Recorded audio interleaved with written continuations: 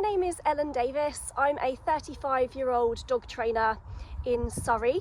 I live in Surrey with my husband and our two small children, as well as our two dogs. This is Ruby, my 13-year-old rescue Cavalier King Charles Spaniel. And on the other side of the camera, you can't see her, but is my Cocker Spaniel cross Labrador rescue dog called Buttons, who is 2.5, currently digging a hole. So yes, you're very happy. She'll come over in a second. I have been working as a dog trainer for about 8 to 10 years now. I'm qualified with the IMDT, which is the Institute for Modern Dog Trainers. So all of our training methods are all positive reinforcement based. We steer clear of reprimands and shouting and any kind of punishments or intimidation techniques or anything like that. It's all very positive and trying to keep the dogs happy and keeping the relationship and the bond between owner and dog as strong and as positive as possible. We don't want to ruin their relationship by them sort of resenting the training that we're doing with them, not enjoying it. We want the dogs to enjoy the training that we're doing. The reason I love my job so much. I love working with people and I love working with animals. Before I became a dog trainer, I was also a qualified veterinary nurse. So I have been working with animals for, gosh, coming up 20 years, I think. That makes me feel really old, but yes, I've been working with animals for a long time, and dog training specifically for I think around 10 years.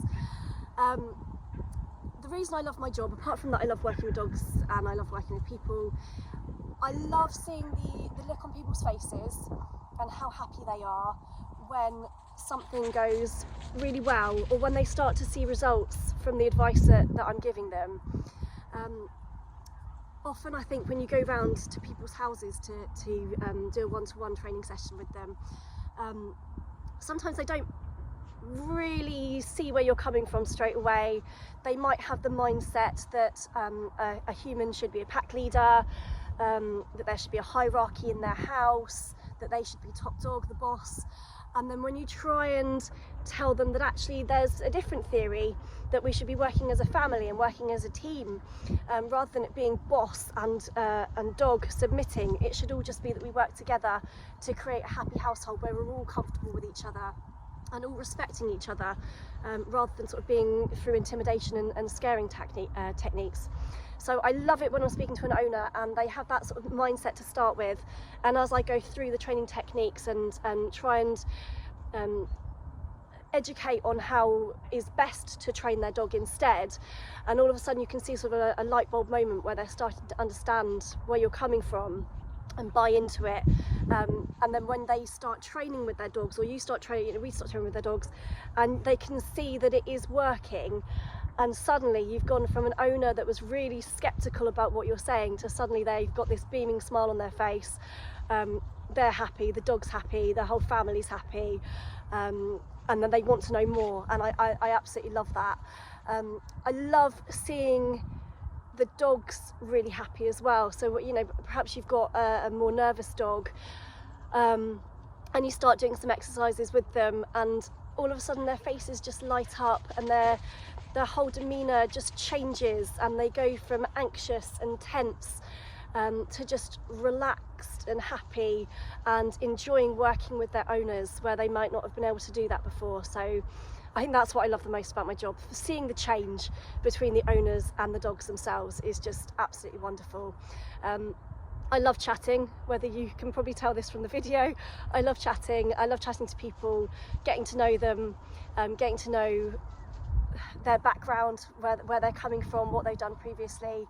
And I think getting a rounded story about the owners as well as the dogs, I think can really, really help with dog training to get the full picture. So yes, you can hopefully see I absolutely love my job. My most tricky case, it's quite difficult. I've seen quite a few tricky cases.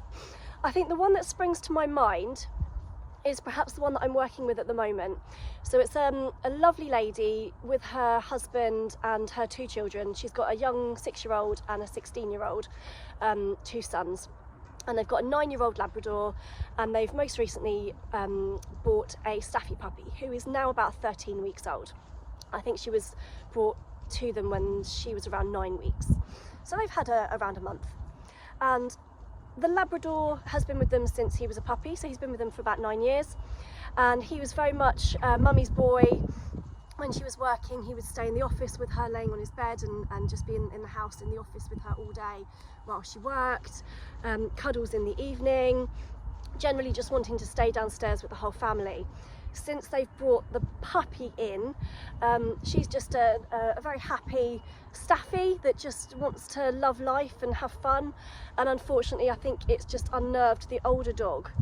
And so he started to disappear upstairs, and if the owner wants to give him a cuddle and the Staffy comes over, then he would just take himself out of the way. He started to distance himself between him and the owner, which for the owner, particularly the wife, she has just been so sad, because that's her dog of 9 years, who she's just been besotted with, and all of a sudden he's not wanting to come close. So it's been very sad. We've started to do some simple things, put some simple things into place. So the first thing we did was, instead of when she was trying to give the dogs a cuddle, calling them straight in front of her for a cuddle, what we were finding was that the puppy was faster, so getting there first. And then because the puppy was in front, the older dog didn't want to then come anywhere near, because the puppy was acting as like a block, a barricade between him and the owner. So simply I've just asked the owner to use a treat or a toy and guide the puppy to her side, which opens up the space in front of her, and then that's more inviting, and the older dog has then been more able to come to her and not be feeling pressured by it and keeping back. So I think that's really helped.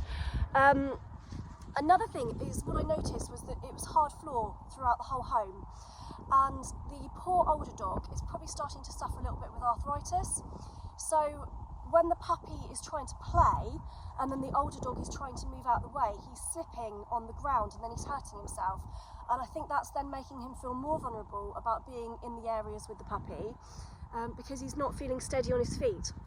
So we've simply just put some runners in the areas where he's most commonly in, and that's making him feel more stable and more comfortable. I noticed that when him and the puppy were playing outside on the grass, he was fine, and he would actually engage in play with the puppy.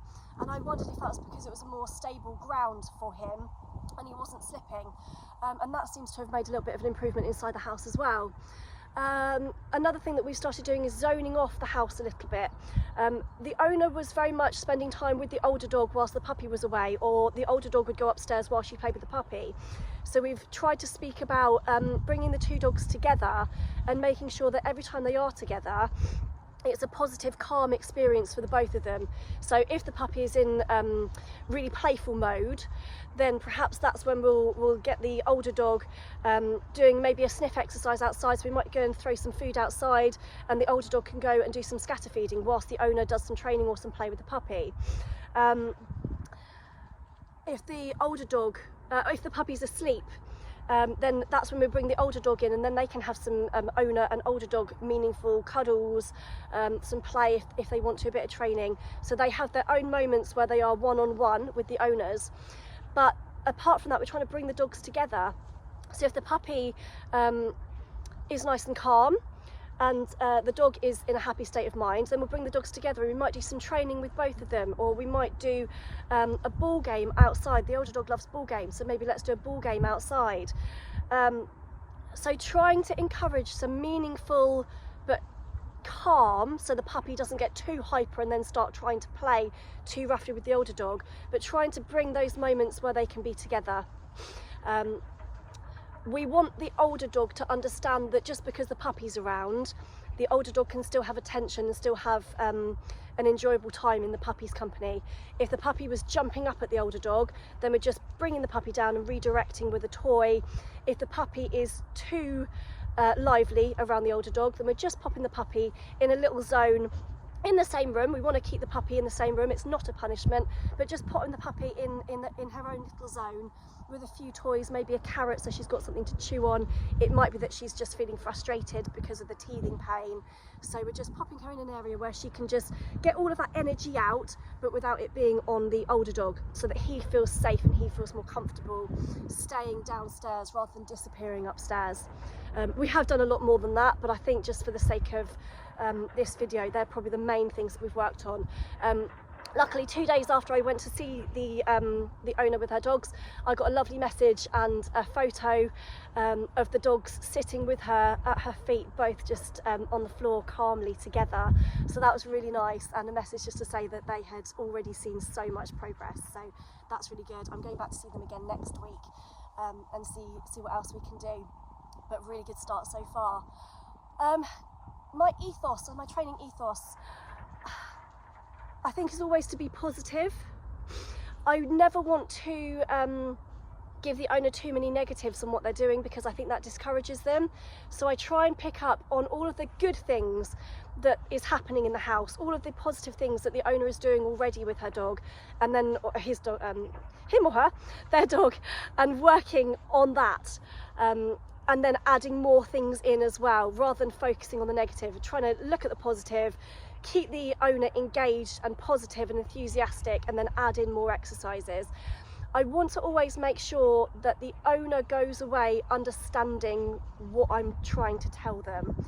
If they are looking a bit vague, or if they come back and tell me that things aren't working, then I want to know why. That's my fault. That will be my fault. There's no one else it can be, and it must be because I haven't explained something thoroughly enough. They haven't understood what I'm trying to teach them. So I always want to make sure that dogs and people are happy. I try and make my lessons as fun as possible. We add games into it. There's lots of praise and reward. That doesn't necessarily always have to be food. It can be a nice game with a ball or something like that. I always want them to be fun and happy, and owners to go away knowing exactly what is expected of them, so that they can achieve as much as they possibly can. I don't want to set the dog or the owner up for failure, so I make sure that they understand exactly what is expected of them, so that they can get the best possible results. And I'm always there for the lifetime of that dog. If the owner needs me, I'm there at the end of the phone or on email, so that they know that they've always got support. So yeah, that's my ethos. Be happy, be fun, and make sure the owners understand, and try and keep everything positive. We don't want to be shouting at dogs and giving them punishments, because that just gets bad results or long-term damage in other ways. So yeah, I think that's everything. I hope that that's been an okay video and that you've got an idea of what I'm all about. Again, I'm Ellen Davis, and I'm a dog trainer with the IMDT in Surrey. And I'm going to try and get you to meet Buttons before I go. Buttons! Come here! What's this? What's this? She's got a nice smell. What's this? Ah, she's looking for a ball. She's got it. You've got it. Come here. What's this? Come here. You say hi. Say hi. This is Buttons. Good girl. Go on then. Thank you. Bye.